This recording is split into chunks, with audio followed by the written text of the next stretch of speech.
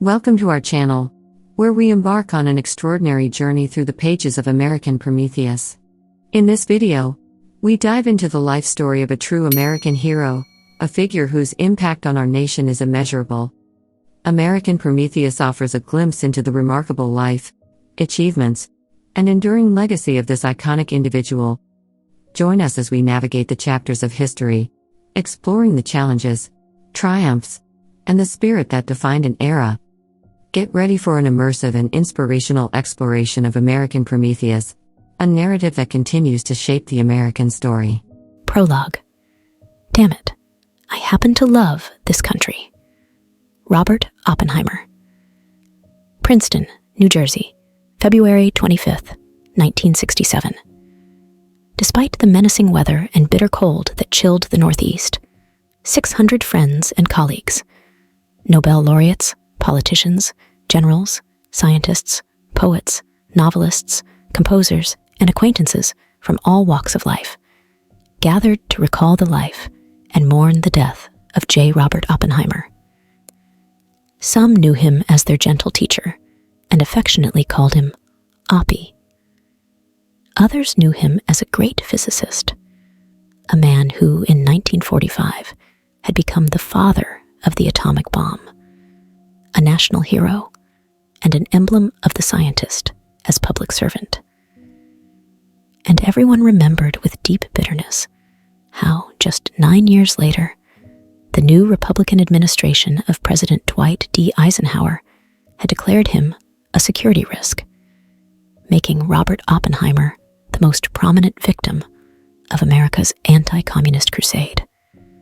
And so, they came with heavy hearts to remember a brilliant man whose remarkable life had been touched by triumph as well as tragedy.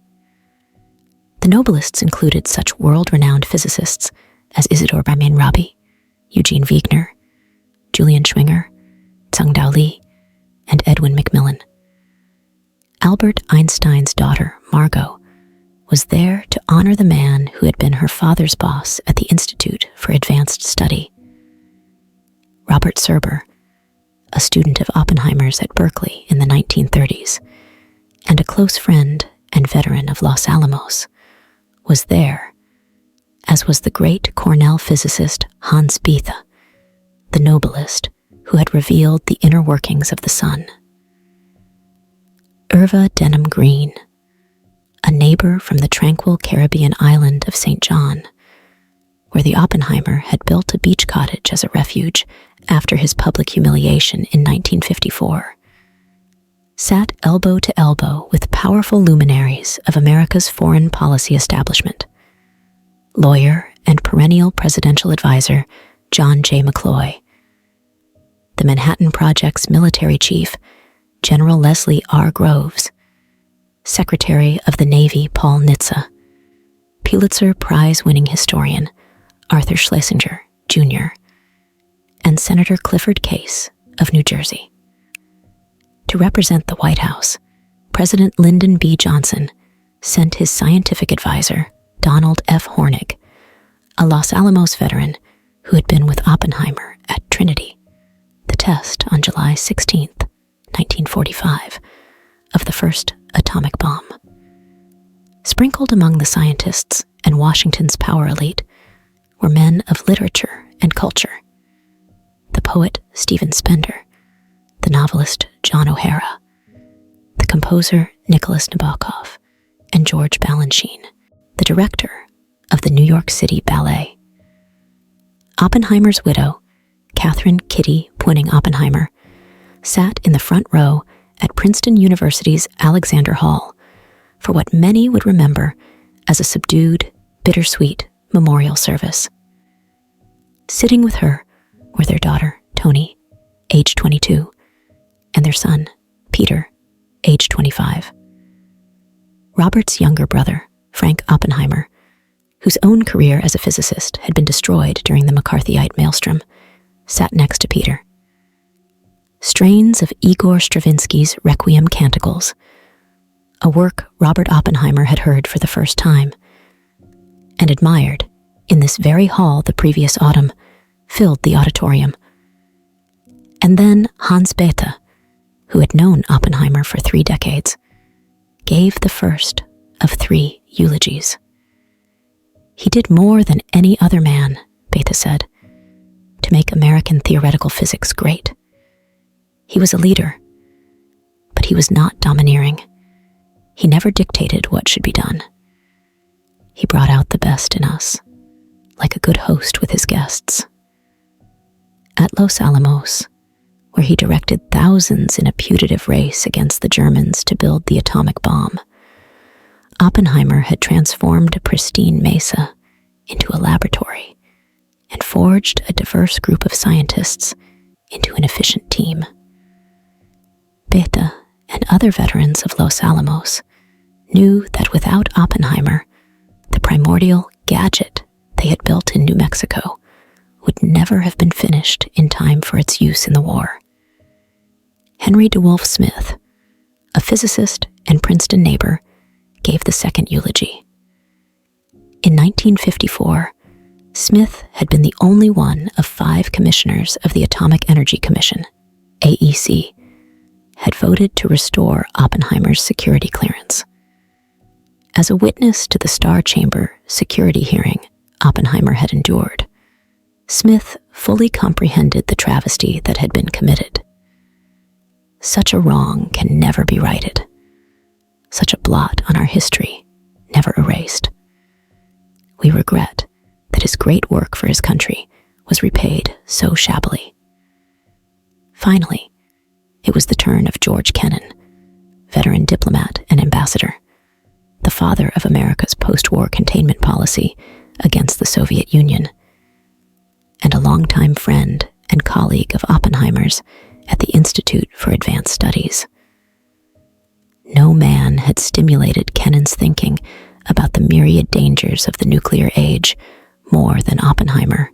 No man had been a better friend, defending his work and providing him refuge at the Institute when Kennan's dissenting views on America's militarized Cold War policies made him a pariah in Washington.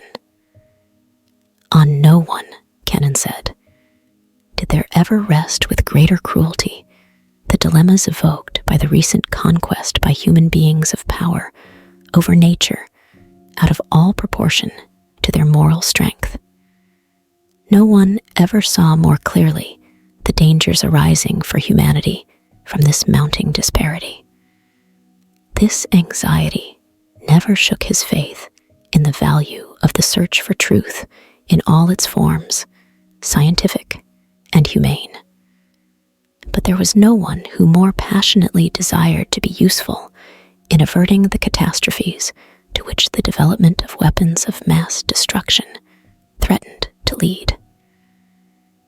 It was the interests of mankind that he had in mind here, but it was as an American, and through the medium of this national community to which he belonged, that he saw his greatest possibilities for pursuing these aspirations. In the dark days of the early 50s, when troubles crowded in upon him from many sides, and when he found himself harassed by his position at the center of controversy, I drew his attention to the fact that he would be welcome in 100 academic centers abroad, and asked him whether he had not thought of taking residence outside this country. His answer, given to me with tears in his eyes: "Damn it, I happen to love this country." Robert Oppenheimer was an enigma, a theoretical physicist who displayed the charismatic qualities of a great leader, an aesthete who cultivated ambiguities. In the decades after his death, his life became shrouded in controversy, myth, and mystery. For scientists like Dr. Hideki Yukawa, Japan's first Nobelist, Oppenheimer was a symbol of the tragedy of the modern nuclear scientist. To liberals, he became the most prominent martyr of the McCarthyite witch hunt, a symbol of the right wing's unprincipled animus. To his political enemies, he was a closet communist and a proven liar.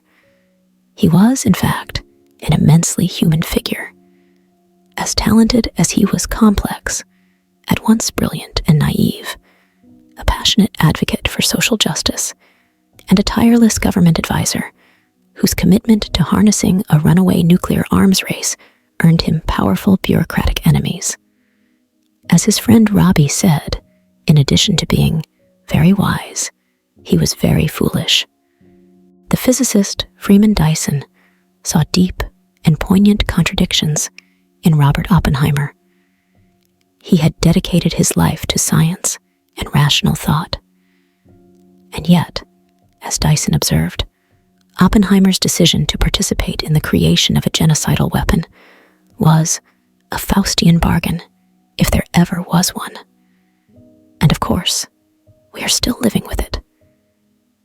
And like Faust, Robert Oppenheimer tried to renegotiate the bargain and was cut down for doing so.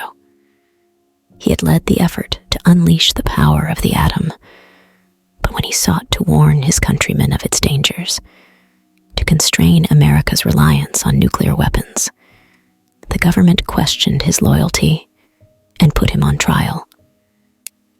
His friends compared this public humiliation to the 1633 trial of another scientist, Galileo Galilei, by a medieval-minded church. Others saw the ugly specter of anti-Semitism in the event and recalled the ordeal of Captain Alfred Dreyfus in France in the 1890s. But neither comparison helps us to understand Robert Oppenheimer the man, his accomplishments as a scientist, and the unique role he played as an architect of the nuclear era. This is the story of his life. Part 1. He received every new idea as perfectly beautiful. I was an unctuous, repulsively good little boy. Robert Oppenheimer. In the first decade of the 20th century, science initiated a second American Revolution. A nation on horseback was soon transformed by the internal combustion engine, manned flight, and a multitude of other inventions. These technological innovations quickly changed the lives of ordinary men and women. But simultaneously, an esoteric band of scientists was creating an even more fundamental revolution. Theoretical physicists across the globe were beginning to alter the way we understand space and time. Radioactivity was discovered in 1896 by the French physicist Henri Becquerel.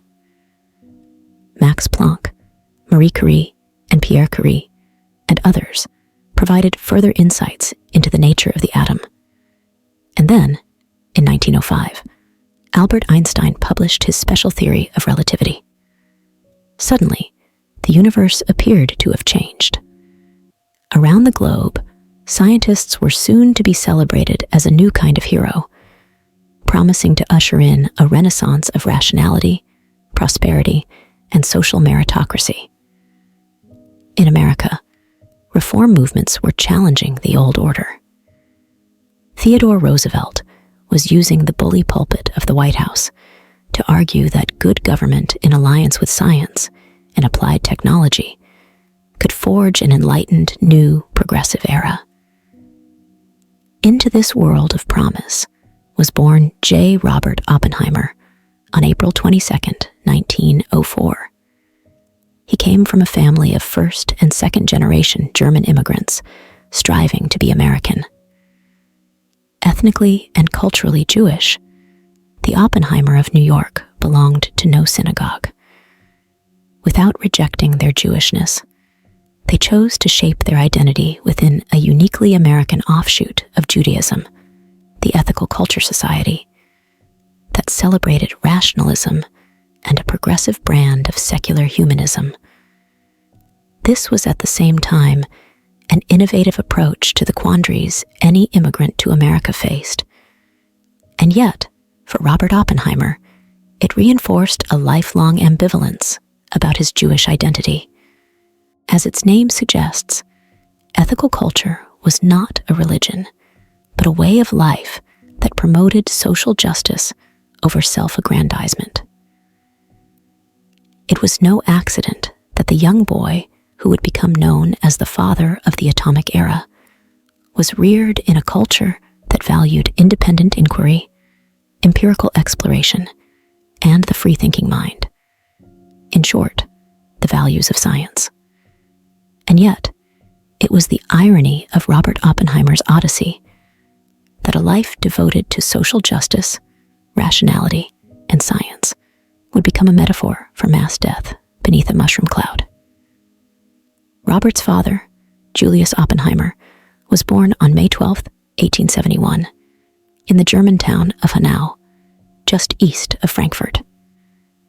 Julius's father, Benjamin Pinus Oppenheimer, was an untutored peasant and grain trader who had been raised in a hovel in an almost medieval German village, Robert later reported. Julius had 2 brothers and 3 sisters. In 1870, 2 of Benjamin's cousins by marriage emigrated to New York. Within a few years, these 2 young men, named Sigmund and Solomon Rothfeld, joined another relative, J.H. Stern, to start a small company to import men's suit linings. The company did extremely well, serving the city's flourishing new trade in ready-made clothing. In the late 1880s, the Rothfelds sent word to Benjamin Oppenheimer that there was room in the business for his sons. Julius arrived in New York in the spring of 1888, several years after his older brother Emil. A tall, thin-limbed, awkward young man, he was put to work in the company warehouse, sorting bolts of cloth. Although he brought no monetary assets to the firm and spoke not a word of English, he was determined to remake himself. He had an eye for color and in time acquired a reputation as one of the most knowledgeable fabrics men in the city. Emil and Julius rode out the recession of 1893, and by the turn of the century, Julius was a full partner in the firm of Rothfeld, Stern, and Amp Company. He dressed to fit the part, always adorned in a white, high-collared shirt, a conservative tie, and a dark business suit. His manners were as immaculate as his dress. From all accounts, Julius was an extremely likable young man. "You have a way with you that just invites confidence to the highest degree," wrote his future wife in 1903, "and for the best and finest reasons." By the time he turned 30, he spoke remarkably good English, and, though completely self-taught, he had read widely in American and European history. A lover of art, he spent his free hours on weekends roaming New York's numerous art galleries.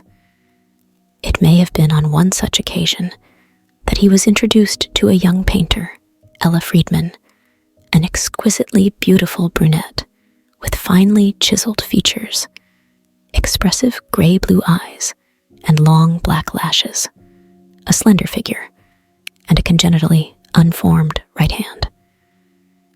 To hide this deformity, Ella always wore long sleeves and a pair of chamois gloves.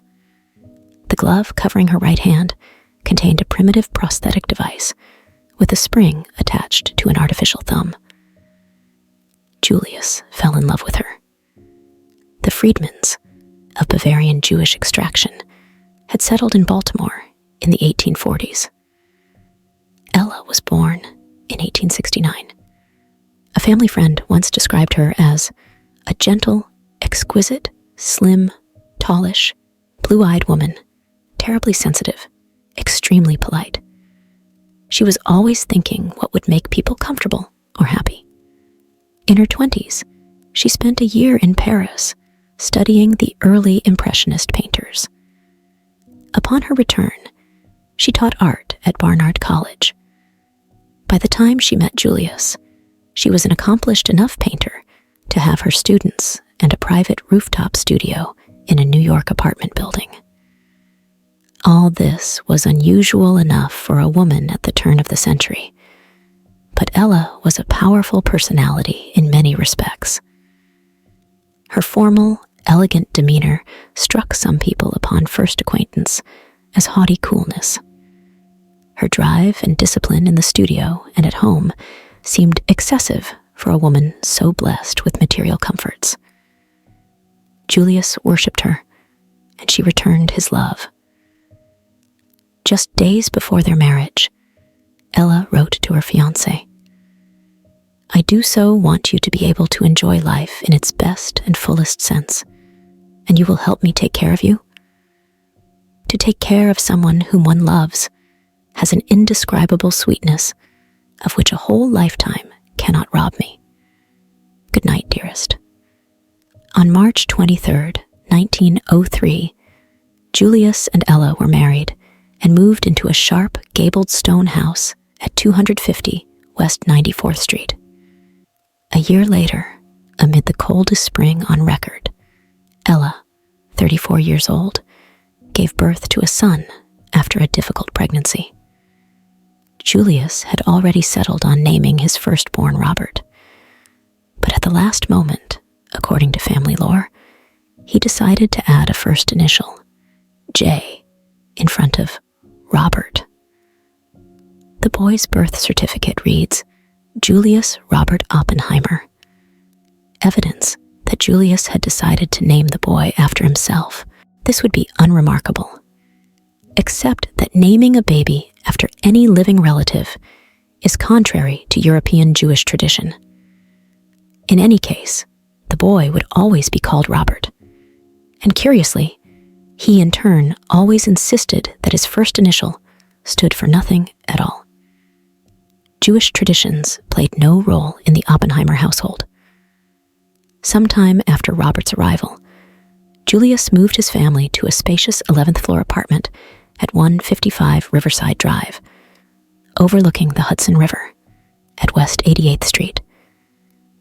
The apartment, occupying an entire floor, was exquisitely decorated with fine European furniture.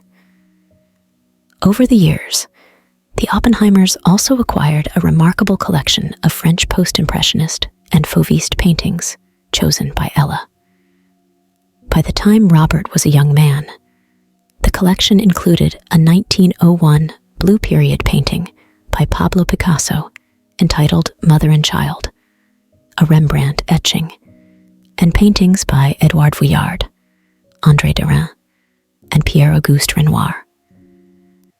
3 Vincent van Gogh paintings, Enclosed Field with Rising Sun, Saint-Remy, 1889, First Steps, After Millet, Saint-Remy, 1889, and Portrait of Adeline Ravoux, Auvers-sur-Oise, 1890, dominated a living room wallpapered in gilded gold. Sometime later, they acquired a drawing by Paul Cézanne and a painting by Maurice de Vlaminck. A head by the French sculptor Charles Despiaux rounded out this exquisite collection. Ella ran the household to exacting standards. Excellence and purpose was a constant refrain in young Robert's ears. 3 live-in maids kept the apartment spotless.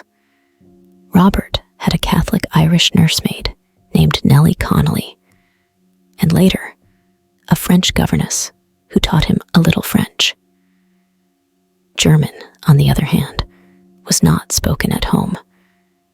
My mother didn't talk it well, Robert recalled, and my father didn't believe in taking it. Robert would learn German in school. On weekends, the family would go for drives in the countryside in their Packard, driven by a gray uniformed chauffeur. When Robert was 11 or 12, Julius bought a substantial summer home at Bayshore, Long Island, where Robert learned to sail.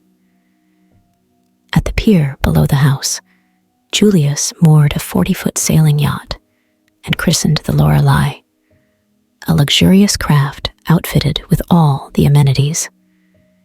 It was lovely on that bay, Robert's brother Frank would later recall fondly.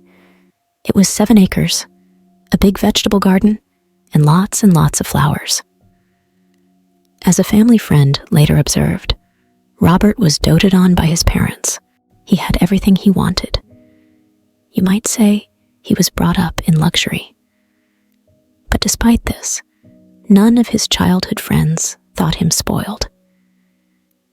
He was extremely generous with money and material things, recalled Harold Chernus. He was not a spoiled child, in any sense. By 1914, when World War I broke out in Europe, Julius Oppenheimer was a very prosperous businessman. His net worth certainly totaled more than several $100,000, which made him the equivalent of a multimillionaire in current dollars. By all accounts, the Oppenheimer marriage was a loving partnership. But Robert's friends were always struck by their contrasting personalities. He, Julius, was jolly German Jewish, recalled Francis Ferguson, one of Robert's closest friends, extremely likable. I was surprised that Robert's mother had married him because he seemed such a hearty and laughing kind of person. But she was very fond of him and handled him beautifully. They were very fond of each other. It was an excellent marriage. Julius was a conversationalist and extrovert. He loved art and music and thought Beethoven's Eroica Symphony one of the great masterpieces. A family friend, the philosopher George Boas, later recalled that Julius had all the sensitiveness of both his sons. Boas thought him one of the kindest men I ever knew. But sometimes, to the embarrassment of his sons, Julius would burst out singing at the dinner table. He enjoyed a good argument. Ella, by contrast, sat quietly and never joined in the banter. She, Ella, was a very delicate person, another friend of Robert's. The distinguished writer Paul Horgan observed, highly attenuated emotionally, and she always presided with a great delicacy and grace at the table and other events. But she was a mournful person. 4 years after Robert's birth, Ella bore another son, Louis Frank Oppenheimer, but the infant soon died, a victim of stenosis of the pylorus, a congenital obstruction of the opening from the stomach to the small intestine. In her grief, Ella thereafter always seemed physically more fragile, because young Robert himself was frequently ill as a child, and Ella became overly protective. Fearing germs, she kept Robert apart from the other children. He was never allowed to buy food from street vendors, and instead of taking him to get a haircut in a barber shop, Ella had a barber come to the apartment. Introspective of nature and never athletic, Robert spent his early childhood in the comfortable loneliness of his mother's nest on Riverside Drive. The relationship between mother and son was always intense. Ella encouraged Robert to paint. He did landscapes, but he gave it up when he went to college. Robert worshipped his mother, but Ella could be quietly demanding. This was a woman, recalled a family friend, who would never allow anything unpleasant to be mentioned at the table. Robert quickly sensed that his mother disapproved of the people in her husband's world of trade and commerce. Most of Julius's business colleagues, of course, were first-generation Jews, and Ella made it clear to her son that she felt ill at ease with their obtrusive manners. More than most boys, Robert grew up feeling torn between his mother's strict standards and his father's gregarious behavior. At times, he felt ashamed of his father's spontaneity, and at the same time, he would feel guilty that he felt ashamed. Julius's articulate and sometimes noisy pride in Robert annoyed him greatly, recalled a childhood friend. As an adult, Robert gave his friend and former teacher, Herbert Smith, a handsome engraving of the scene in Shakespeare's Coriolanus, where the hero is unclasping his mother's hand and throwing her to the ground. Smith was sure that Robert was sending him a message, acknowledging how difficult it had been for him to separate from his mother. When he was only 5 or 6, Ella insisted that he take piano lessons. Robert dutifully practiced every day, hating it all the while. About a year later, he fell sick, and his mother characteristically suspected the worst, perhaps a case of infantile paralysis. Nursing him back to health, she kept asking him how he felt, until one day he looked up from his sickbed and grumbled, "Just as I do when I have to take piano lessons." Ella relented, and the lessons ended. In 1909, when Robert was only 5, Julius took him on the first of 4 transatlantic crossings to visit his grandfather Benjamin in Germany. They made the trip again 2 years later. By then, grandfather Benjamin was 75 years old, but he left an indelible impression on his grandson. It was clear, Robert recalled, that one of the great joys in life for him was reading, but he had probably hardly been to school. One day, while watching Robert play with some wooden blocks, Benjamin decided to give him an encyclopedia of architecture. He also gave him a perfectly conventional rock collection, consisting of a box with perhaps 24 rock samples labeled in German. From then on, Robert later recounted, I became, in a completely childish way, an ardent mineral collector. Back home in New York, he persuaded his father to take him on rock hunting expeditions along the Palisades. Soon, the apartment on Riverside Drive was crammed with Robert's rocks, each neatly labeled with its scientific name. Julius encouraged his son in this solitary hobby, plying him with books on the subject. Long afterward, Robert recounted that he had no interest in the geological origins of his rocks, but was fascinated by the structure of crystals and polarized light. From the ages of 7 through 12, Robert had 3 solitary but all-consuming passions: minerals, writing and reading poetry, and building with blocks. Later, he would recall that he occupied his time with these activities, not because they were something I had companionship in, or because they had any relation to school, but just for the hell of it. By the age of 12, he was using the family typewriter to correspond with several well-known local geologists about the rock formations he had studied in Central Park.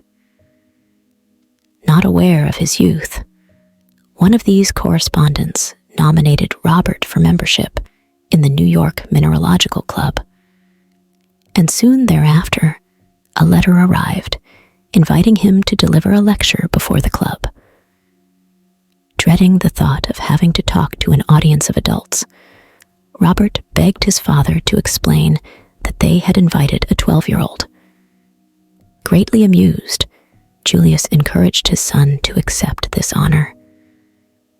On the designated evening, Robert showed up at the club with his parents, who proudly introduced their son as J. Robert Oppenheimer. The startled audience of geologists and amateur rock collectors burst out laughing when he stepped up to the podium. A wooden box had to be found for him to stand on so that the audience could see more than the shock of his wiry black hair sticking up above the lectern. Shy and awkward, Robert nevertheless read his prepared remarks and was given a hearty round of applause. Julius had no qualms about encouraging his son in these adult pursuits. He and Ella knew they had a genius on their hands. They adored him, worried about him, and protected him, recalled Robert's cousin Babette Oppenheimer. He was given every opportunity to develop along the lines of his inclinations and at his rate of speed. One day, Julius gave Robert a professional quality microscope, which quickly became the boy's favorite toy. "I think that my father was one of the most tolerant and human of men," Robert would remark in later years. His idea of what to do for people was to let them find out what they wanted. For Robert, there was no doubt about what he wanted. From an early age, he lived in the world of books and science. He was a dreamer, said Babette Oppenheimer, and not interested in the rough and tumble life of his age group. He was often teased and ridiculed for not being like other fellows. As he grew older, even his mother, on occasion, worried about her son's limited interest in play and children his age. I know she kept trying to get me to be more like other boys, but with indifferent success. In 1912, when Robert was 8 years old, Ella gave birth to another son, Frank Friedman Oppenheimer, and thereafter, much of her attention shifted to the new baby. At some point, Ella's mother moved into the Riverside apartment and lived with the family until she died when Frank was a young teenager. The 8 years separating the boys left few opportunities for sibling rivalry. Robert later thought he had been not only an elder brother, but also perhaps father to him because of that age difference. Frank's early childhood was as nurturing, if not more so, than Robert's. "If we had some enthusiasm," Frank recalled, "my parents would cater to it." In high school, when Frank showed an interest in reading Chaucer, Julius promptly went out and bought him a 1721 edition of the poet's works. When Frank expressed a desire to play the flute, his parents hired one of America's greatest flutists, George Barrere, to give him private lessons. Both boys were excessively pampered, but as the firstborn, only Robert acquired a certain conceit. "I repaid my parents' confidence in me by developing an unpleasant ego," Robert later confessed, "which I am sure must have affronted both children and adults who were unfortunate enough to come into contact with me." In September 1911, soon after returning from his second visit to Grandfather Benjamin in Germany, Robert was enrolled in a unique private school. Years earlier, Julius had become an active member of the Ethical Culture Society.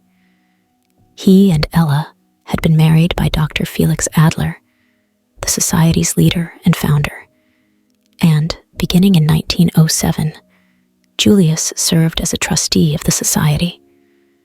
There was no question but that his sons would receive their primary and secondary education at the Society School on Central Park West.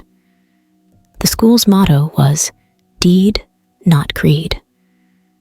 Founded in 1876, the Ethical Culture Society inculcated in its members a commitment to social action and humanitarianism. Man must assume responsibility for the direction of his life and destiny. Although an outgrowth of American Reform Judaism, ethical culture was itself a non-religion, perfectly suited to upper-middle-class German Jews, most of whom, like the Oppenheimer, was intent on assimilating into American society. Felix Adler and his coterie of talented teachers promoted this process and would have a powerful influence in the molding of Robert Oppenheimer's psyche, both emotionally and intellectually. The son of Rabbi Samuel Adler, Felix Adler had, with his family, emigrated to New York from Germany in 1857, when he was only 6 years old. His father, a leader of the Reform Judaism movement in Germany, had come to head Temple Emmanuel, the largest Reform congregation in America. Felix might easily have succeeded his father, but as a young man, he returned to Germany for his university studies, and there he was exposed to radical new notions about the universality of God and man's responsibilities to society. He read Charles Darwin, Karl Marx, and a host of German philosophers, including Felix Wellhausen, rejected the traditional belief in the Torah as divinely inspired. Adler returned to his father's temple Emmanuel in 1873 and preached a sermon on what he called the Judaism of the future.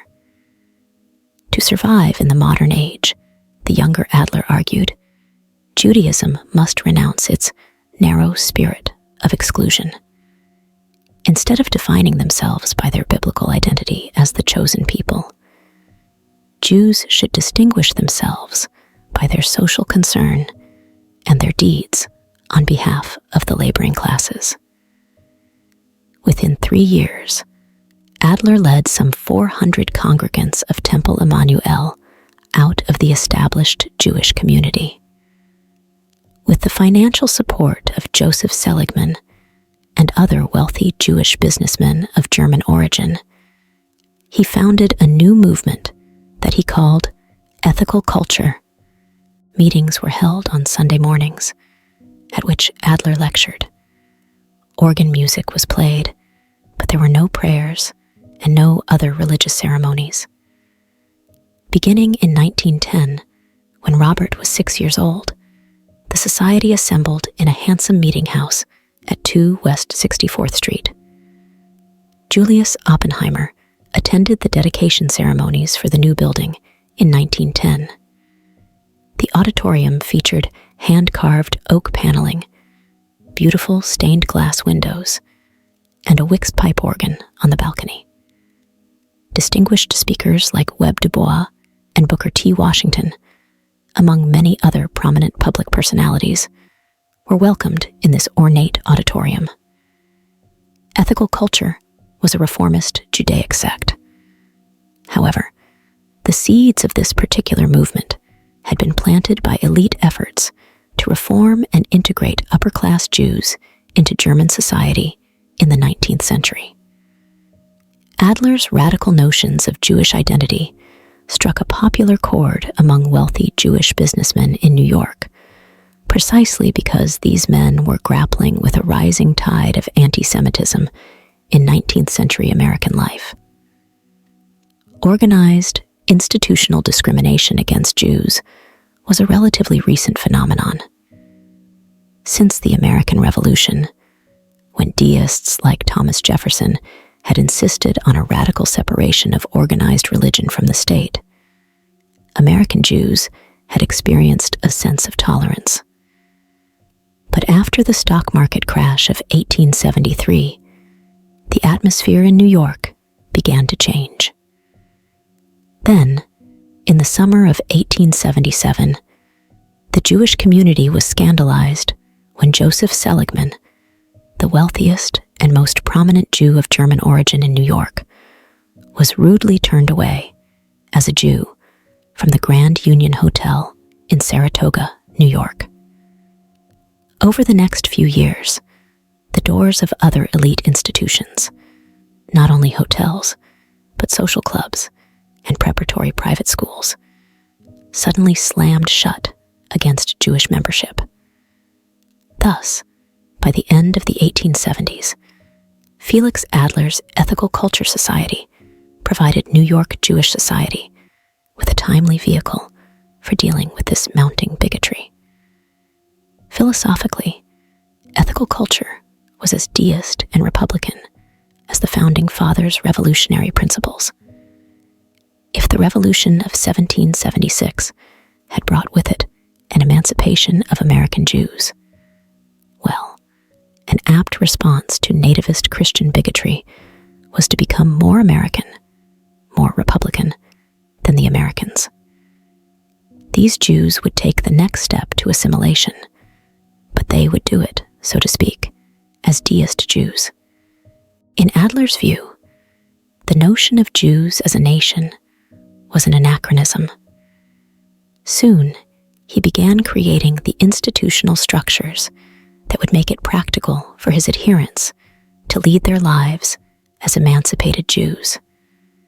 Adler insisted that the answer to anti-Semitism was the global spread of intellectual culture. Interestingly, Adler criticized Zionism as a withdrawal into Jewish particularism. Zionism itself is a present-day instance of the segregating tendency. For Adler, the future for Jews lay in America, not Palestine.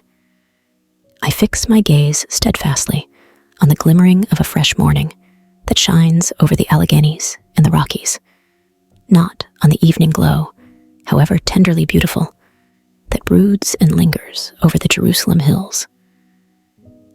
To transform his Weltanschauung into reality, Adler founded 1880 a tuition-free school for the sons and daughters of laborers called the Workingmen's School. In addition to the usual subjects of arithmetic, reading, and history, Adler insisted that his students should be exposed to art, drama, dance, and some kind of training in a technical skill likely to be of use in a society undergoing rapid industrialization.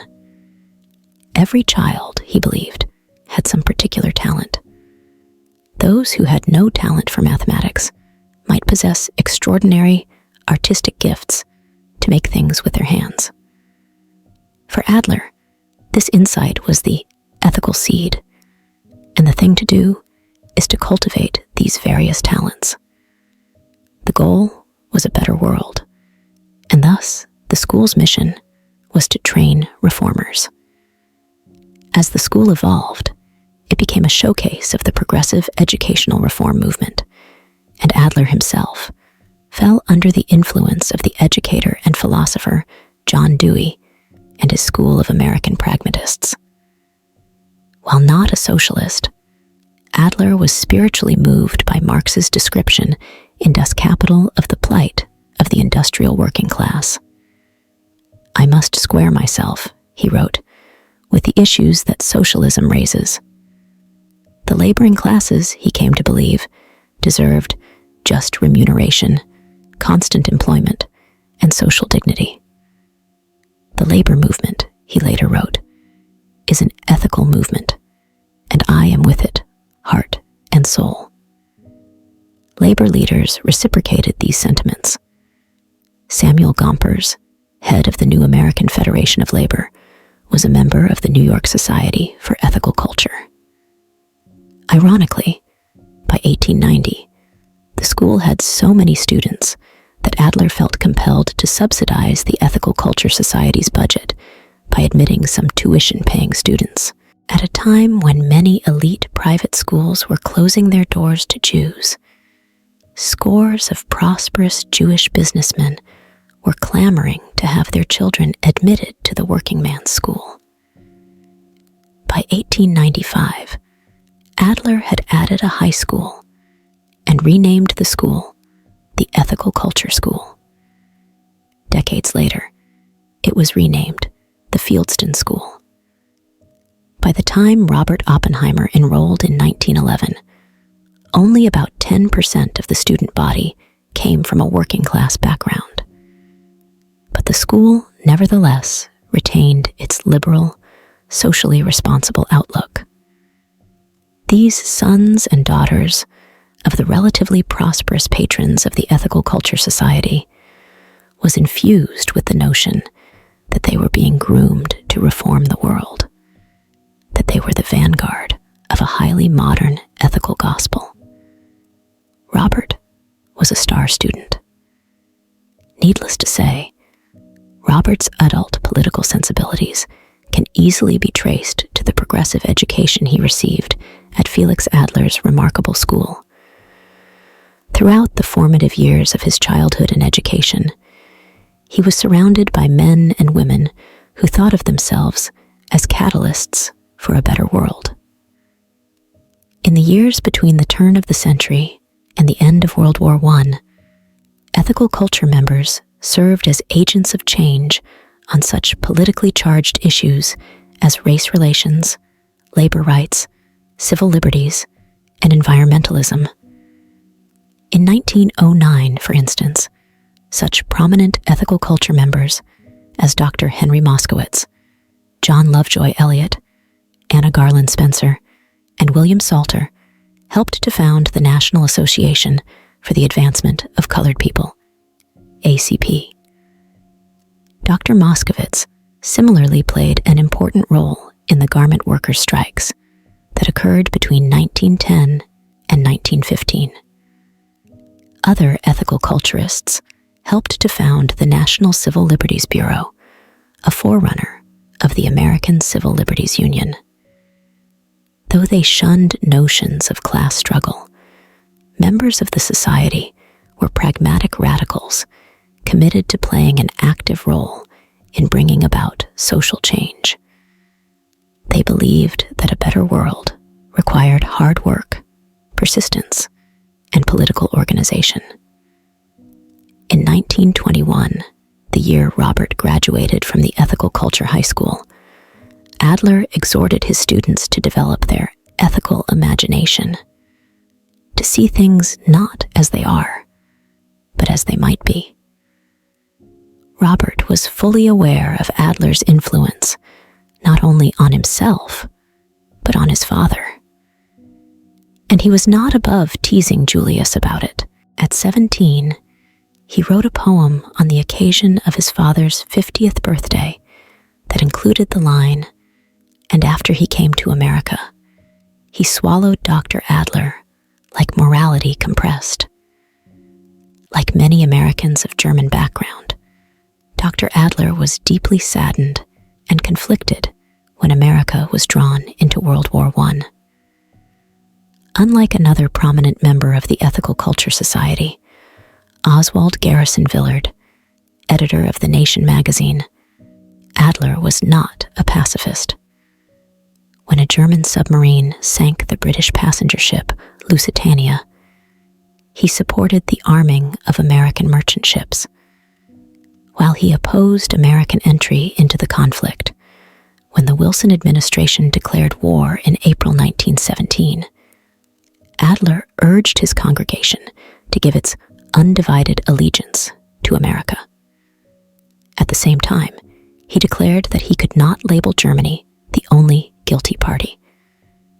As a critic of the German monarchy, at the war's end, welcomed the downfall of imperial rule and the collapse of the Austro-Hungarian Empire.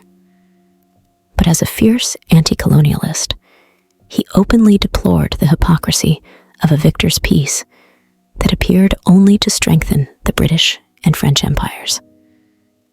Naturally, his critics accused him of pro-German sentiments. As a trustee of the society, and as a man who deeply admired Dr. Adler, Julius Oppenheimer likewise felt conflicted about the European War and his identity as a German American. But there is no evidence of how young Robert felt about the conflict. His teacher at school in ethical studies, however, was John Lovejoy Eliot, who remained a fierce critic of American entry into the war. Born in 1868 to an Illinois family of abolitionists and freethinkers, Eliot became a beloved figure in the progressive humanist movement of New York City.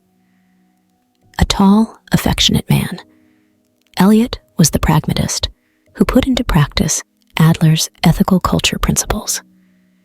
He built one of the country's most successful settlement houses, the Hudson Guild, in New York's poverty-stricken Chelsea district.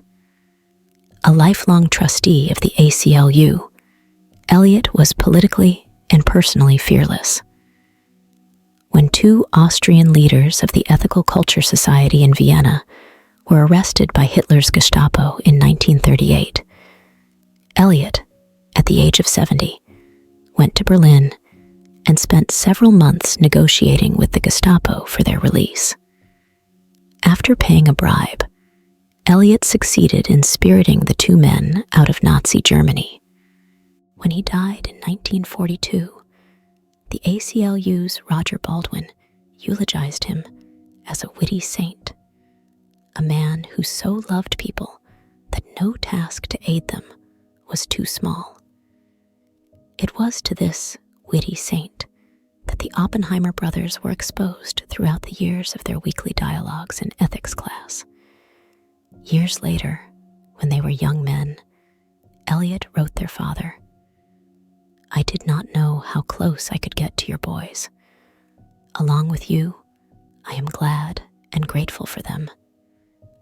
Elliot taught ethics in a Socratic-style seminar where students discussed specific social and political issues. Education in life problems was a required course for all of the high school students. Often, he would pose a personal moral dilemma for his students, such as asking them if they had a choice between a job teaching or a job that paid more working in Wrigley's chewing gum factory. Which would they choose? During Robert's years at the school, some of the topics vigorously debated included the Negro problem, the ethics of war and peace, economic inequality, and understanding sex relations. In his senior year, Robert was exposed to an extended discussion on the role of the state. The curriculum included a short catechism of political ethics, including the ethics of loyalty and treason. It was an extraordinary education in social relations and world affairs, an education that planted deep roots in Robert's psyche, and one that would produce a bountiful harvest in the decades to come. "I was an unctuous, repulsively good little boy," Robert remembered. "My life as a child did not prepare me for the fact that the world is full of cruel and bitter things."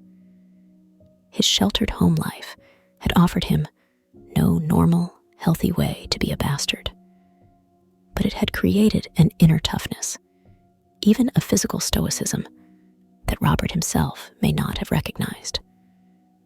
Anxious to get him out of doors and among boys his age, Julius decided to send Robert, at the age of 14, to a summer camp. For most of the other boys there, Camp Koenig was a mountain paradise of fun and camaraderie. For Robert, it was an ordeal.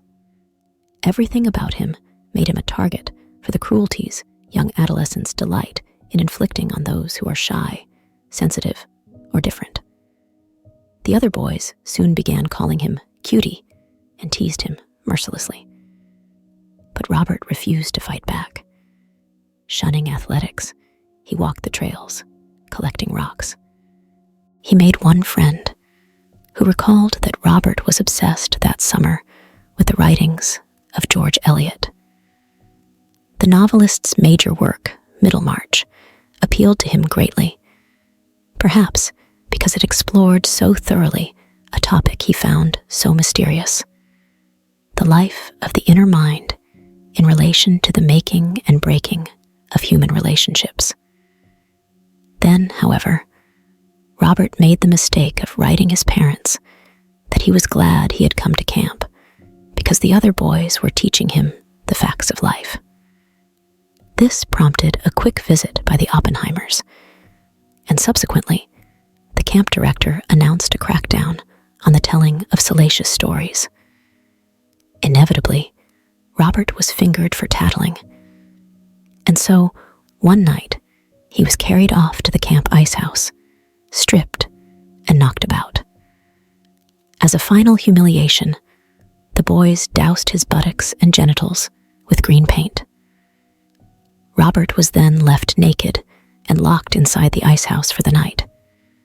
His one friend later said of this incident that Robert had been tortured. Robert suffered this gross degradation in stoic silence. He neither left the camp nor complained. "I don't know how Robert stuck out those remaining weeks," said his friend. "Not many boys would have, or could have, but Robert did.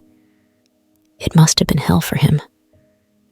As his friends often discovered, Robert's seemingly brittle and delicate shell actually disguised a stoic personality built of stubborn pride and determination, a characteristic that would reappear throughout his life. Back in school, Robert's highbrow personality was nurtured by the ethical culture school's attentive teachers, all of whom had been carefully selected by Dr. Adler as the model of the progressive education movement. When Robert's math teacher, Matilda Auerbach, noticed that he was bored and restless, she sent him to the library to do independent work. And later, he was allowed to explain to his fellow students what he had learned. His Greek and Latin instructor, Alberta Newton, recalled that he was a delight to teach. He received every new idea as perfectly beautiful. He read Plato and Homer in Greek, and Caesar, Virgil, and Horace in Latin. Robert always excelled. As early as 3rd grade, he was doing laboratory experiments, and by the time he was 10 years old, in 5th grade, he was studying physics and chemistry. So clearly eager was Robert to study the sciences that the curator at the American Museum of Natural History agreed to tutor him. As he had skipped several grades, everyone regarded him as precocious, and sometimes too precious. When he was 9, he was once overheard telling an older female cousin, "Ask me a question in Latin, and I will answer you in Greek."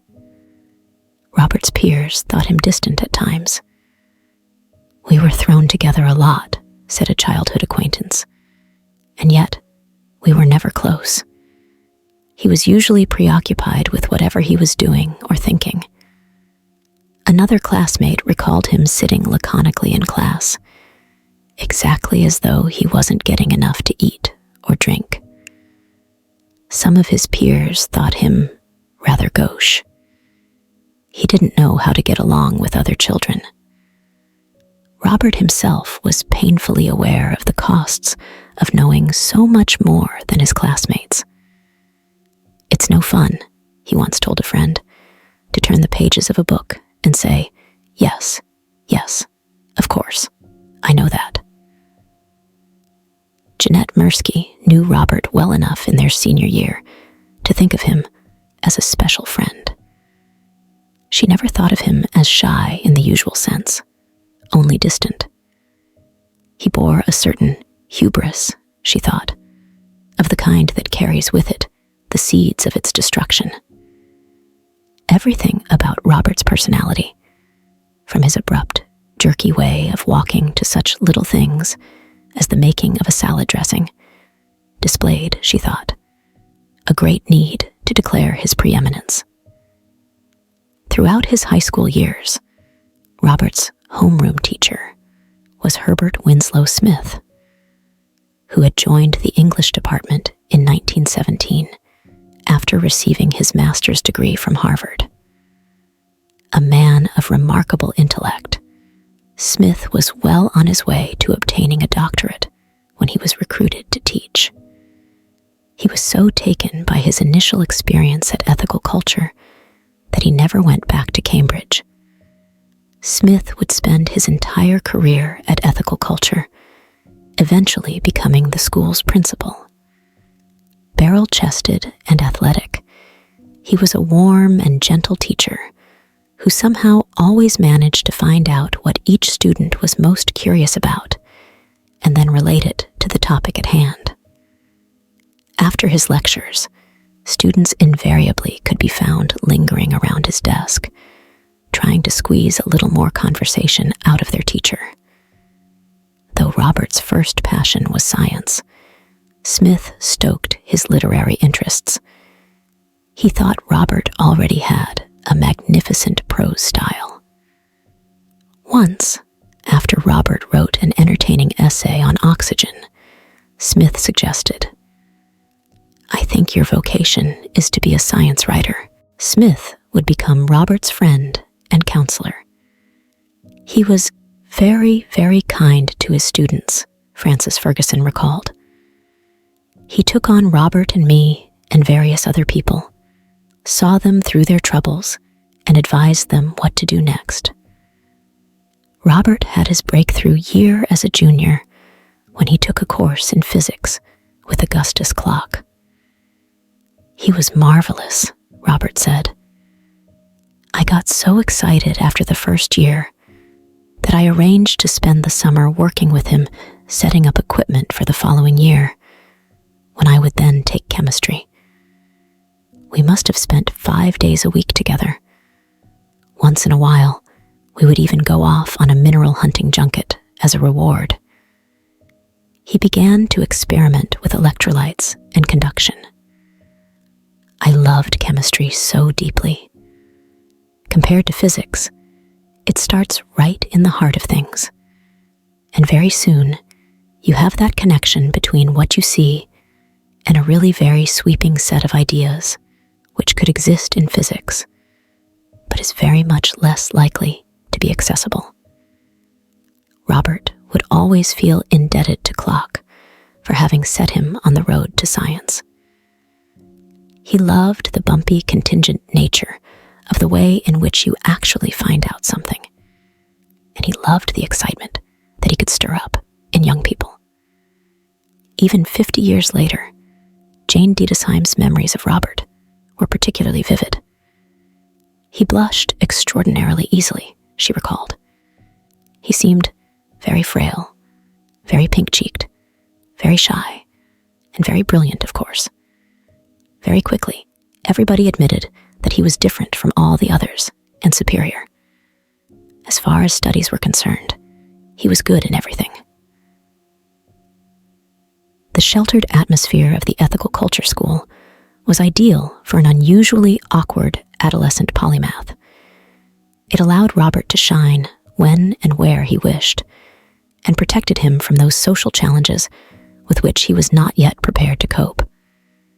And yet, this same cocoon of security offered by the school may help to explain his prolonged adolescence. He was permitted to remain a child and allowed to grow gradually out of his immaturity rather than being wrenched abruptly from it. At 16 or 17, he had only one real friend, Francis Ferguson, a scholarship boy from New Mexico who became his classmate during their senior year. By the time Ferguson met him in the fall of 1919, Robert was just coasting. He was just sort of playing around and trying to find something to keep himself occupied, recalled Ferguson. In addition to courses in history, English literature, math, and physics, Robert enrolled in Greek, Latin, French, and German. He still took straight A's. He would graduate as the valedictorian of his class. Besides hiking and rock collecting, Robert's chief physical activity was sailing. By all accounts, he was an audacious, expert sailor who pushed his boat to the edge. As a young boy, he had honed his skills on several smaller boats. But when he turned 16, Julius bought him a 28-foot sloop. He christened it the Trimothy, a name derived from the chemical compound trimethylene dioxide. He loved sailing in summer storms, racing the boat against the tides through the inlet at Fire Island and straight out into the Atlantic. With his younger brother, Frank hunkered down in the cockpit. Robert would stand with the tiller between his legs, screaming gleefully into the wind as he tacked the boat back into Long Island's Great South Bay. His parents could not reconcile such impetuous behavior with the Robert they knew as a shy introvert. Invariably, Ella found herself standing at the window of their Bayshore home, searching for a trace of the Trimothy on the skyline. More than once, Julius felt compelled to chase the Trimothy back to port in a motor launch, reprimanding Robert for the risks he was taking with his own and others' lives. "Roberty, Roberty," he would say, shaking his head. Robert, however, was unabashed. Indeed, he never failed to display absolute confidence in his mastery over wind and sea.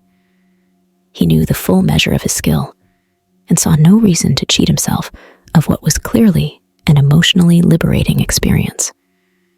Still, if not foolhardy, his behavior in stormy seas struck some friends as an example of Robert's deeply ingrained arrogance, or perhaps a not very surprising extension of his inner resiliency. He had an irresistible urge to flirt with danger. Ferguson would never forget the first time he sailed with Robert. The two friends had both just turned 17. It was a blowy day in spring, very chilly, and the wind made little waves all over the bay, Ferguson said, and there was rain in the air. It was a little bit scary to me because I didn't know whether he could do it or not. But he did. He was already a pretty skilled sailor.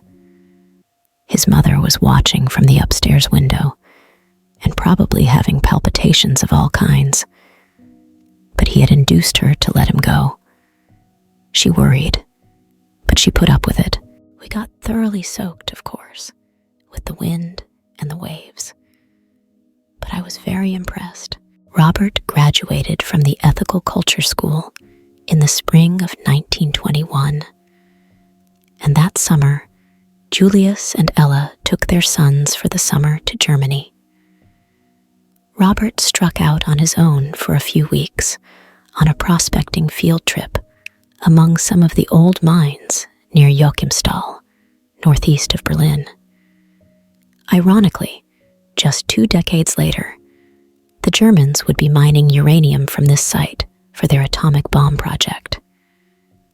After camping out in rugged conditions, he returned with a suitcase full of rock specimens and what turned out to be a near-fatal case of trench dysentery. Shipped home on a stretcher, he was ill and bedridden long enough to force the postponement of his enrollment at Harvard that autumn. Instead, his parents compelled him to remain at home, recuperating from dysentery and a subsequent case of colitis. The latter would plague him for the rest of his days, aggravated by a stubborn appetite for spicy foods. He was not a good patient. It was a long winter, cooped up in the New York apartment, and at times he acted boorishly, locking himself in his room and brushing aside his mother's ministrations. By the spring of 1922, Julius thought the boy well enough to get him out of the house. To this end, he urged Herbert Smith to take Robert with him that summer on a trip to the Southwest. The ethical culture school teacher had made a similar trip with another student the previous summer, and Julius thought the Western adventure would help to harden his son. Smith agreed. He was taken aback, however, when Robert approached him in private shortly before their departure with a strange proposition. Would Smith agree to let him travel under the name Smith as his younger brother? Smith rejected the suggestion out of hand and couldn't help but think that some part of Robert was uncomfortable with being identifiably Jewish. Robert's classmate, Francis Ferguson, later speculated, similarly, that his friend may have felt self-conscious about his Jewishness and his wealth and his Eastern connections, and that his going to New Mexico was partly to escape from that. Another classmate, Jeanette Mirsky, also thought Robert felt some unease about his Jewishness. "We all did," said Mirsky. Yet, just a few years later, at Harvard, Robert seemed much more relaxed about his Jewish heritage, telling a friend of Scotch-Irish ancestry, "Well, neither one of us came over on the Mayflower." Starting in the South, Robert and Smith gradually made their way across to the mesas of New Mexico. In Albuquerque, they stayed with Ferguson and his family. Robert enjoyed their company, and the visit cemented a lifelong friendship. Ferguson introduced Robert to another Albuquerque boy their age, Paul Horgan, an equally precocious boy who later had a successful career as a writer. Horgan happened also to be bound for Harvard, as was Ferguson. Robert liked Horgan and found himself mesmerized by the dark-haired, blue-eyed, the beauty of Horgan's sister, Rosemary. Frank Oppenheimer said that his brother later confided in him that he had been strongly attracted to Rosemary. When they got to Cambridge and continued to hang out together, Horgan quipped that they were this great troika of polymaths. But New Mexico had brought out new attitudes and interests in Robert. In Albuquerque, Horgan's first impressions of Robert were particularly vivid. He combined incredibly good wit and gaiety and high spirits. He had this lovely social quality that permitted him to enter into the moment very strongly, wherever it was and whenever it was. From Albuquerque, Smith took Robert and his two friends Paul and Francis 25 miles northeast of Santa Fe to a dude ranch called Los Pinos, run by a 28-year-old Catherine Chavez Page. This charming and yet imperious young woman would become a lifelong friend. But first, there was an infatuation. Robert was intensely attracted to Catherine, who was then newly married. The previous year, she had been desperately ill, and, seemingly on her deathbed, she had married an Anglo, Winthrop Page, a man her father's age. And then, she hadn't died. Page, a businessman in Chicago, rarely spent any time in the Pecos. The Chavezes were an aristocratic Hidalgo family with deep roots in the Spanish Southwest. Catherine's father, Don Amado Chavez, had built the handsome ranch house near the village of Cowles, with a majestic view of the Pecos River looking north to the snow-capped Sangre de Cristo mountain range. Catherine was the reigning princess of this realm, and, to his delight, Robert found himself to be her favorite courtier. She became, according to Ferguson, his very good friend. He would bring her flowers all the time, and he would flatter her to death whenever he saw her. That summer, Catherine taught Robert horseback riding, and soon had him exploring the surrounding pristine wilderness on rides that sometimes lasted 5 or 6 days. Smith was astonished by the boy's stamina and gritty resilience on horseback. Despite his lingering ill health and fragile appearance, Robert relished the physical challenges of horseback riding as much as he had enjoyed skirting the edge of danger in his sailboat. One day, they were riding back from Colorado, and Robert insisted he wanted to take a snow-laden trail over the highest pass in the mountains. Smith was certain the trail could easily expose them to death by freezing, but Robert was dead set on going anyway. Smith proposed they toss a coin to decide the issue. "Thank God I won," Smith recalled. "I don't know how I'd have got out of it if I hadn't." He thought such foolhardiness on Robert's part bordered on the suicidal. In all his dealings with Robert, Smith sensed that this was a boy who wouldn't allow the prospect of death to keep him from doing something he much wanted to do. Smith had known Robert since he was 14, and the boy had always been physically delicate and somehow emotionally vulnerable. But now, seeing him in the rugged mountains, camping out in Spartan conditions, Smith began to wonder whether Robert's persistent colitis might be psychosomatic. It occurred to him that these episodes invariably came on when Robert heard someone making disparaging remarks about Jews. Smith thought he had developed the habit of kicking an intolerable fact under the rug. It was a psychological mechanism, Smith thought, that when it was carried to its most dangerous, got him into trouble. Smith was also well caught up on the latest Freudian theories of child development, and he concluded from Robert's relaxed campfire conversations that the boy had pronounced Oedipal issues. "I never heard a murmur of criticism on Robert's part of his mother," Smith recalled. He was certainly critical enough of his father. As an adult, Robert loved his father and deferred to him, and indeed, until his father's death, went to extraordinary lengths to accommodate him, introduce him to his friends, and generally make room for him in his life. But Smith sensed that as a particularly shy and sensitive child, Robert was profoundly mortified by his father's sometimes maladroit affability. Robert told Smith one night around the campfire about the ice house incident at Camp Koenig, which of course had been prompted by his father's overreaction to his letter home about the sex talk at camp.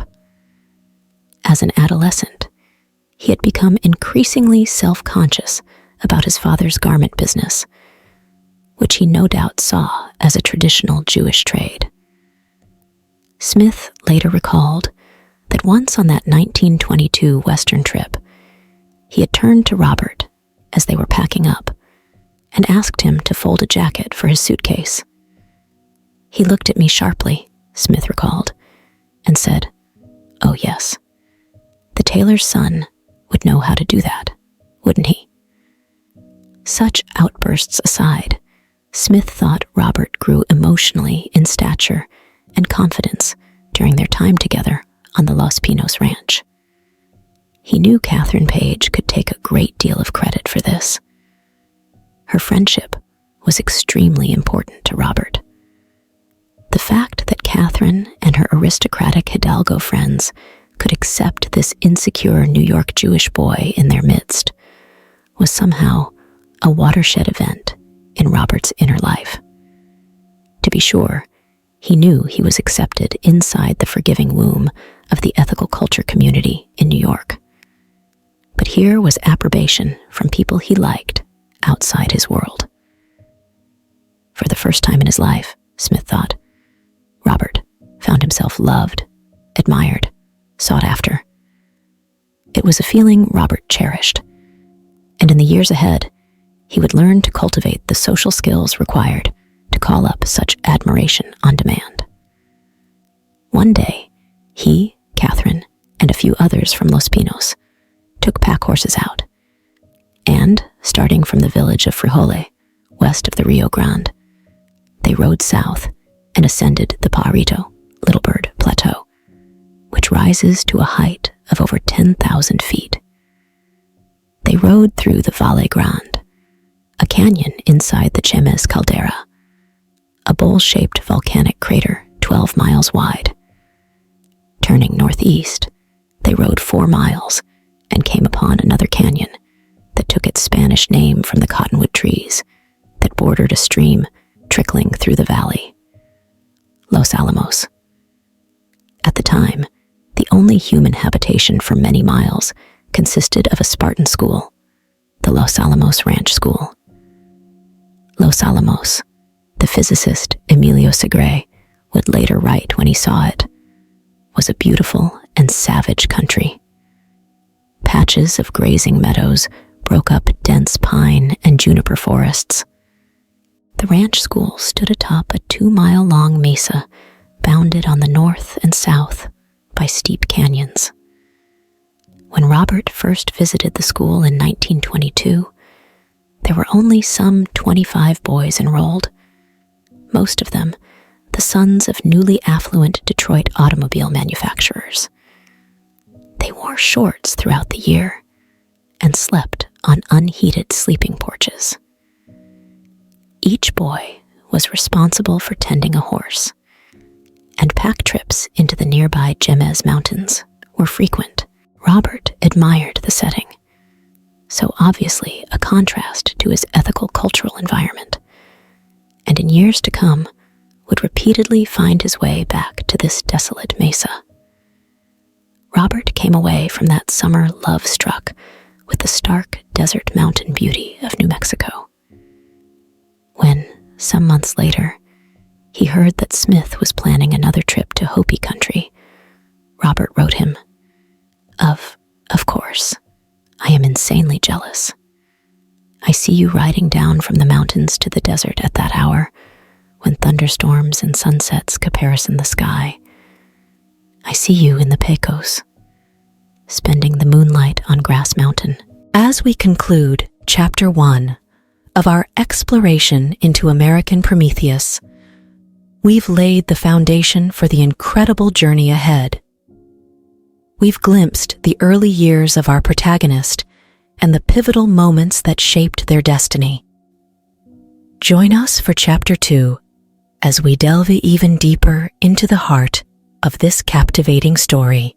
Be sure to subscribe and hit the notification bell so you'll be the first to know when the next chapter unfolds.